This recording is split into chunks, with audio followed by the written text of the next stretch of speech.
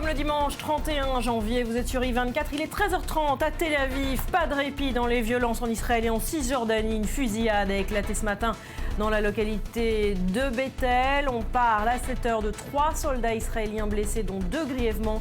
Le terroriste palestinien, lui, a été abattu. À vos marques, prêts, partez. Coup d'envoi des primaires à l'élection présidentielle américaine dans moins de 24 heures. La frénésie électorale a gagné l'Iowa. Premier État à se prononcer et les outsiders d'un côté comme de l'autre pourraient marquer cette fois l'histoire américaine. Et puis atmosphère électrique à Genève, à peine arrivé, le Haut Comité des négociations, principal groupe d'opposition syrien menacé de se retirer des discussions de paix, des négociations sous l'égide de l'ONU si le régime de Damas persistait à commettre ses crimes. Fin de citation. Et puis ce feuilleton que l'on suit en direct, Modern Express, toujours à la dérive. Le cargo a été localisé il y a quelques instants à 116 km à l'ouest du bassin d'Arcachon. Mais les conditions météo rendent les opérations de secours extrêmement risquées. Pour l'heure, elles ne sont pas envisagées.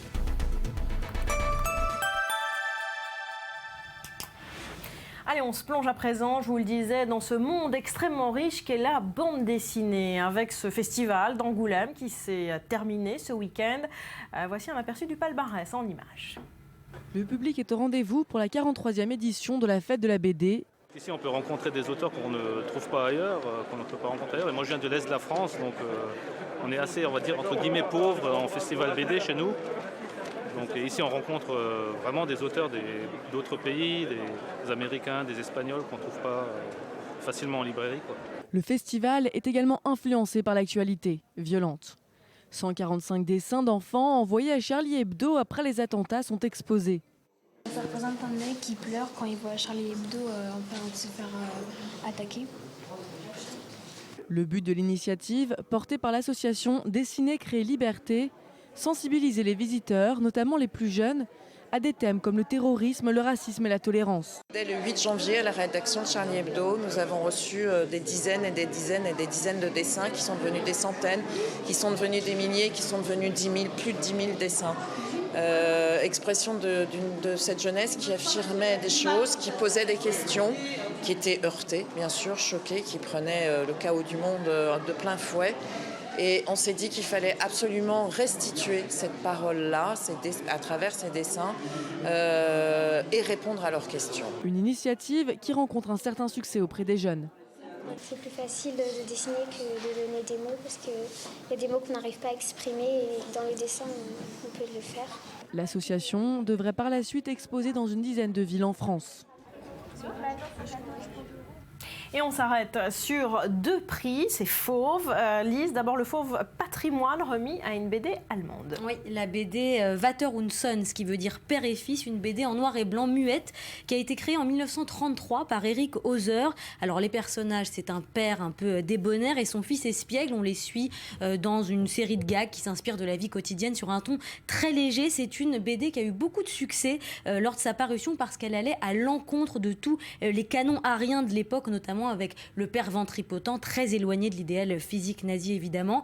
La BD a été publiée d'ailleurs sous pseudonyme parce que l'auteur avait peur des représailles du pouvoir et pourtant le succès a été énorme. Il y a eu des produits dérivés, des publicités qui s'en sont servies à l'époque. Les nazis ont même essayé de s'en emparer, mais l'auteur a toujours voulu s'opposer à cette récupération politique et fatigué de se battre, il a arrêté d'écrire en 1937. C'est une BD qui est utilisée jusqu'à aujourd'hui pour enseigner l'allemand comme langue étrangère.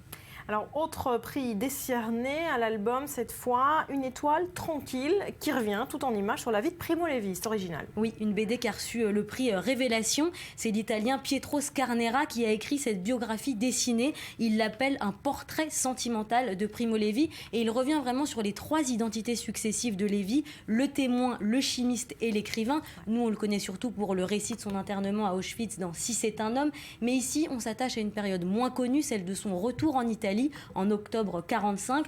Donc on le voit comme père de famille, on apprend qu'il écrivait des poèmes à sa femme, on le voit comme scientifique et on le voit également comme écrivain en devenir. On apprend qu'il écrivait Si c'est un homme pendant ses pauses déjeuner au travail. Bref, une façon vraiment originale de redécouvrir l'auteur de Si c'est un homme.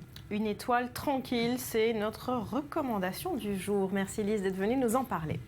Allez, on parle cinéma maintenant avec cette pluie, vraiment une pluie de récompenses. Hier soir, l'attribution de prix qui intervient, vous le savez, aux États-Unis, en plein débat sur le manque de diversité, justement, à Hollywood. Laetitia. Voilà, l'absence d'acteurs ou d'actrices noires dans les 20 finalistes pour la cérémonie des Oscars fait polémique aux États-Unis. On l'a entendu depuis à peu près 15 jours. Eh bien, c'est le film américain The Birth of a Nation, qui est un drame qui relate d'une révolte d'esclaves au 19e siècle en Virginie, qui a raflé les principaux prix du prestigieux festival de Sundance à Park City, un festival qui a été créé, on le rappelle, par Robert Redford et qui a présenté 120 films documentaires de producteurs indépendants des principaux studios touchant à des sujets d'actualité brûlants comme l'avortement, la violence des armes à feu aux États-Unis ou l'homosexualité. Alors là, on voit le réalisateur Nate Parker qui lui a remercié le festival de lui offrir une plateforme qui permet de s'épanouir malgré ce que le reste d'Hollywood fait. Et justement, le reste d'Hollywood, hier soir,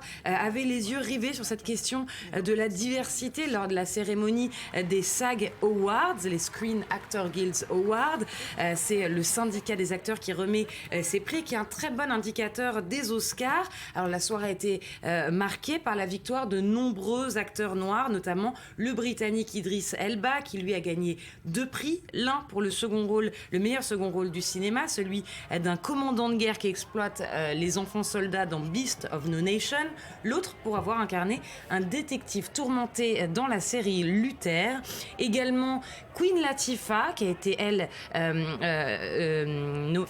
a remporté le prix pour son rôle dans Bessie à la télévision. L'occasion pour elle de s'exprimer sur la polémique, justement, qui divise Hollywood. Elle pense que c'est une chose importante, que le monde est très diversifié, que les humains sont finalement globaux et que les gens devraient voter pour des séries et des films et des séries télévisées qui sont vraiment le reflet des gens qui les regardent, ces séries et ces films. De son côté, Leonardo DiCaprio, je ne pouvais pas m'en passer, Barbara, pour vous, de le montrer, il continue sa ligne droite vers le premier Oscar de sa carrière en remportant le prix du meilleur acteur. Alors lui, il a plutôt remercié le cinéma et ses ancêtres acteurs de lui avoir remis ce prix.